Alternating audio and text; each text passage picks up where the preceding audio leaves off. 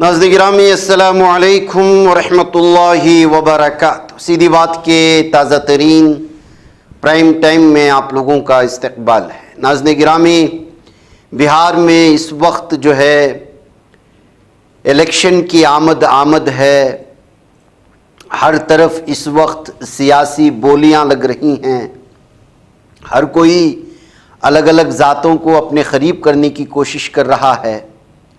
ایسے میں بہار میں بالخصوص ووٹر لسٹ کی نظر ثانی، گہری نظر ثانی، خصوصی گہری نظر ثانی، اس طرح کی چیزوں نے جو ہے عوام کو، مسلمانوں کو، اقلیتوں کو بالخصوص جو ہے پریشان کر رکھا ہے، اور الیکشن کمیشن کے اس کی نیت پر اس وقت جو ہے بہت ہی زیادہ کھوٹ نظر آ رہی ہے۔ اسی کو لے کر کے یوگیندر یادو نے ایک تبصرہ کیا، اور آج میں وہ ساری تفصیلات بالخصوص ہمارے بہار کے ناظرین کے سامنے، بہار سے تعلق رکھنے والے لوگوں کے سامنے رکھنا چاہتا ہوں کہ کس طرح سے ان لوگوں کے ساتھ دھوکہ ہونے جا رہا ہے۔ پہلی غلط فہمی، یوگیندر یادو لکھتے ہیں، الیکشن کمیشن بہار کی ووٹر لسٹ کی گہری جانچ اور اصلاح کر رہا ہے۔ حقیقت جی نہیں، بہار میں فی الحال جاری ووٹر لسٹ کی کوئی اصلاح نہیں کی جا رہی۔ پرانی فہرست کو منسوخ کر کے اب ووٹر لسٹ نئے سرے سے تیار کی جائے گی۔ دوسری غلط فہمی، اس طرح کی نظر ثانی پہلے بھی 10 بار ہو چکی ہے، اس میں کوئی نئی بات نہیں۔ اور حقیقت کیا ہے؟ ایسا بالکل نہیں۔ جو کچھ اس بار ہو رہا ہے وہ پہلے کبھی نہیں ہوا۔ کمپیوٹرائزیشن کے بعد ووٹر لسٹ کو نئے سرے سے تیار کرنے کی ضرورت تقریباً ختم ہو گئی تھی۔ یہ 22 سال بعد پہلی مرتبہ ہو رہا ہے۔ اس سے پہلے ووٹر پر یہ ذمہ داری نہیں ڈالی گئی تھی کہ وہ خود اپنا نام درج کرائے۔ پہلے کبھی ووٹر سے شہریت کے ثبوت کے کاغذات نہیں مانگے گئے تھے، نہ ہی کبھی انتخابات سے 4 مہینے پہلے مکمل نئی فہرست بنانے کا فیصلہ لیا گیا تھا۔ تیسری غلط فہمی کیا پھیلائی جا رہی ہے بہار میں کہ بہار کی ووٹر لسٹ میں بہت زیادہ گڑبڑ تھی، اس لیے ایسا کرنا پڑا۔ اور حقیقت ایسی نہیں ہے۔ صرف 6 ماہ قبل ہی بہار میں ووٹر لسٹ کا جائزہ لیا گیا تھا، جس میں لاکھوں نئے نام جوڑے اور ہٹائے گئے تھے۔ جنوری میں نئی فہرست شائع بھی ہو چکی تھی۔ کہیں سے کسی بڑی گڑبڑی کی شکایت نہیں آئی تھی۔ اگر کچھ کمی رہ گئی تھی تو اس کے لیے مزید اصلاح کی جا سکتی تھی۔ موجودہ فہرست کو مسترد کر کے نیا عمل شروع کرنے کی کوئی مانگ یا ضرورت نہیں تھی۔ چوتھی غلط فہمی کیا پھیلائی جا رہی ہے؟ جن لوگوں کے نام 2003 کی ووٹر لسٹ میں تھے انہیں کچھ کرنے کی ضرورت نہیں۔ حقیقت جی نہیں۔ حقیقت یہ ہے کہ ہر شخص کو نیا فارم بھرنا پڑے گا۔ صرف انہی افراد کو تھوڑی چھوٹ دی جائے گی جن کا نام، والد کا نام اور پتہ 2003 اور جنوری 2025 کی فہرستوں میں بالکل ایک جیسا ہو۔ انہیں صرف تاریخ پیدائش اور جائے پیدائش کی ثبوت چھوٹ ملے گی، لیکن فارم، تصویر، دستخط اور 2003 کی لسٹ میں موجود اپنے نام والے صفحے کی فوٹو کاپی سب کو دینی ہوگی۔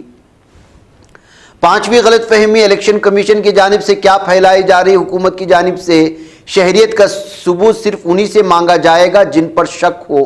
حقیقت جی نہیں۔ جن کا نام 2003 کی ووٹر لسٹ میں نہیں ہے ان سب کو شہریت کا ثبوت دینا ہوگا۔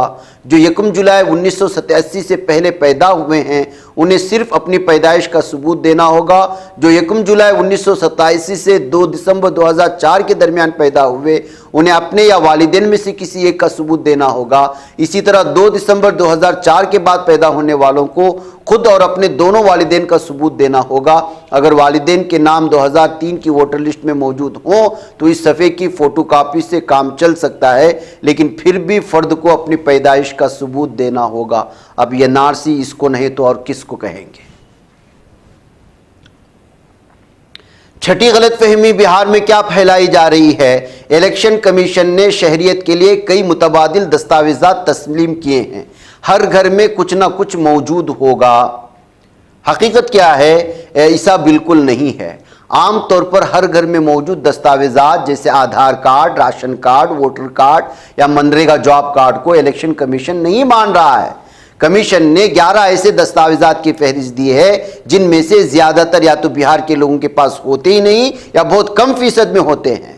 مثلا پاسپورٹ صرف 2.4% کے پاس ہے، پیدائش کا سرٹیفکیٹ صرف 2.8% کے پاس ہے، سرکاری ملازمین کا شناختی کارڈ یا پینشن کارڈ صرف 5% والوں کے پاس ہے، ذات کا سرٹیفکیٹ صرف 16 لوگوں کے پاس ہے، 16% لوگوں کے پاس ہے، میٹرک یا ڈگری کا سرٹیفکیٹ صرف 50% سے بھی کم لوگوں کے پاس ہے۔ ساتویں غلط فہمی کیا پھیلائی جا رہی ہے؟ قوانین سب کے لیے برابر ہیں، اس میں کوئی امتیاز نہیں، اور حقیقت کیا ہے؟ یہ صرف کاغذ پر ہے۔ حقیقت میں جو لوگ تعلیم یافتہ نہیں ہیں، جن کے پاس دستاویزات نہیں ہیں، وہ پیچھے رہ جائیں گے۔ عورتیں، غریب، مہاجر مزدور، دلت، آدیواسی، پسماندہ طبقات شہریت کے کاغذات نہ ہونے کی وجہ سے لسٹ سے باہر ہو سکتے ہیں۔ اس طرح تعلیم کو غیر اعلانیہ طور پر شہریت کی شرط بنا دیا گیا ہے۔ 8ویں غلط فہمی کیا پھیلائی گئی؟ 8ویں غلط فہمی یہ ہے کہ الیکشن کمیشن نے 3 ماہ کا وقت دیا ہے، سب کا اندراج ہو جائے گا۔ حقیقت ایسا نہیں ہے، اصل وقت صرف 1 مہینہ ہے، یعنی 25 جولائی تک۔ باقی کے 2 مہینے صرف اعتراضات کے ازالے اور الیکشن کمیشن کی اندرونی کاغذی کارروائی کے لیے رکھے گئے ہیں۔ اس سے پہلے مہینے میں الیکشن کمیشن کی توقع ہے کہ تمام بوتھ لیول افسران کی تربیت مکمل ہو جائے گی، حالانکہ ان میں سے 20,000 کی ابھی تک تقرری بھی نہیں ہوئی تھی۔ وہ افسران سیاسی جماعتوں کے ایجنٹوں کی تربیت بھی کر دیں گے۔ ہر گھر میں نئے فارم پہنچا دیے جائیں گے، ہر شخص وہ فارم بھر کر مطلوبہ دستاویزات لگا دے گا۔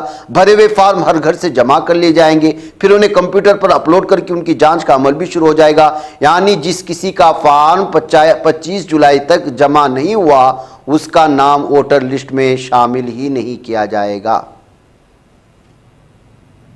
9ویں غلط فہمی کیا پھیلائی جا رہی ہے؟ اس نظر ثانی سے بنگلہ دیشی در اندازوں کا مسئلہ ختم ہو جائے گا۔ حقیقت نہیں، اگر بہار میں غیر قانونی غیر ملکی شہری موجود ہیں تو وہ زیادہ تر نیپالی ہیں نہ کہ بنگلہ دیشی۔ نیپالی زیادہ تر ہندو ہیں اور ان کی تعداد بھی زیادہ ہے۔ اس عمل کے نتیجے میں ہو سکتا ہے کہ کچھ ہزار بنگلہ دیشی اور کئی ہزار نیپالی ووٹر لسٹ سے ہٹ جائیں، لیکن اس کے ساتھ ساتھ تقریباً 2.5 کروڑ ہندوستانی شہری بھی اس فہرست سے خارج ہو سکتے ہیں۔ مکھی مارنے کے لیے ناک پر ہتھوڑا نہیں مارا جاتا۔ آخری اور تلخ حقیقت کیا ہے؟ بہار کی کل آبادی تقریباً 13 کروڑ ہے، جن میں سے 8 کروڑ بالغ افراد ووٹر لسٹ میں شامل ہونے کے اہل ہیں۔ ان میں صرف 3 کروڑ ایسے افراد ہیں جن کا نام 2003 کے ووٹر لسٹ میں موجود تھا۔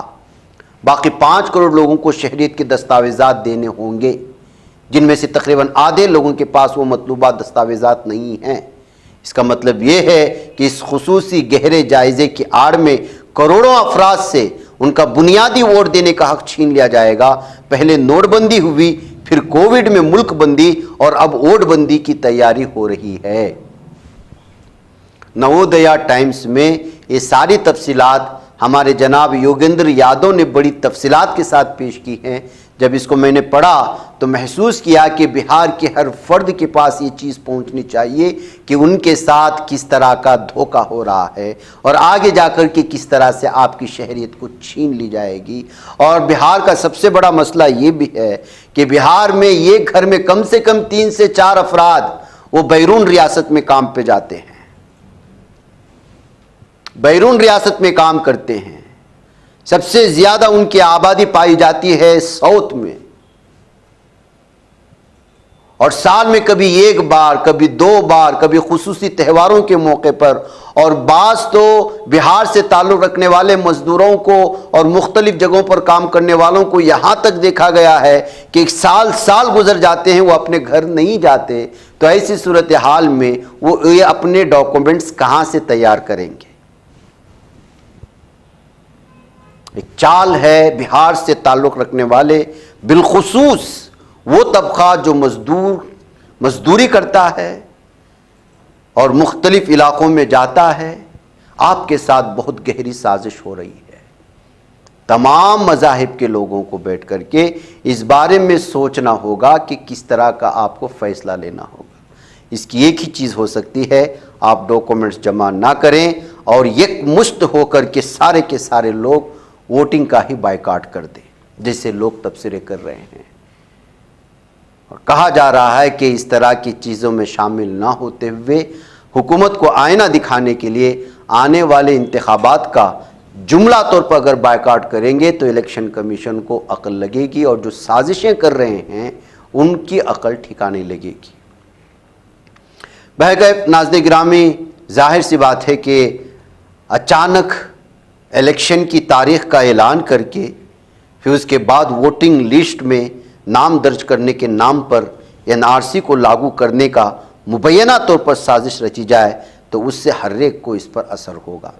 اس لیے بہار میں ووٹر لسٹ کے تنازع کو لے کر کے ہر دن الگ الگ طرح کے لوگ الگ الگ تبصرے پیش کر رہے ہیں، اور بہار کے ساتھ ہونے والے اس ناانصافی کو عالمی سطح اور نیشنل سطح پر اس پر گفتگو ہونی چاہیے، ہر دن ڈیبیٹ ہونی چاہیے، اور یہاں اس طرح سے جن لوگوں کا اپنا وطن بہار ہے ان کو کس طرح سے جو ہے کنارہ کر کے ان کی غربت کا اور ان تمام چیزوں سے دور رہنے کا اور اپنے گھر والوں کی غربت کو دور کرنے کے لیے جو لوگ بیرون ریاستوں میں جا کر کے سال ہا سال محنت کر کے ان ریاستوں کو خوبصورت بنانے کا اور ان ریاستوں کے مسائل کو بھی حل کرنے میں ان کا بہت بڑا کردار ہے، ایسی صورتحال میں ان مسائل کو اٹھانا بہت ضروری ہے۔ یہ کہتے ہوئے لوگ اس وقت بہار میں جو ووٹر لسٹ کے لے کر کے نئے سرے سے جو ہے چھانبین کی بات کہی جا رہی ہے وہ مکمل غلط ہے، اور یہاں پر یہ لوگ کامیاب ہو گئے تو آپ اندازہ لگائیں پہلے نمبر پر بہار ہوگا، اس کے بعد ساری کی ساری ریاستیں اس کے لپیٹ میں آ جائیں گی، اور جو صورتحال بھیانک انداز میں بھارت کا مستقبل پیش کریں گی وہ سب کے سامنے عیاں ہے۔ ناظرین مجھے اجازت ہے، السلام علیکم ورحمۃ اللہ وبرکاتہ۔ بچ پاتا ہے کوئی صحافی کی نگاہوں سے، ملاتا ہے یہ لوگوں کو محبت کی پناہوں سے، کرم اور درد مندی کا ہے ایک سنسار سیدھی بات، عزیمت جرأت و ہمت کا ہے اظہار سیدھی بات، عزیمت جرأت و ہمت کا ہے اظہار سیدھی بات۔ یہ چینل حق نگر بن کر کچل دیتا ہے فتنوں کو،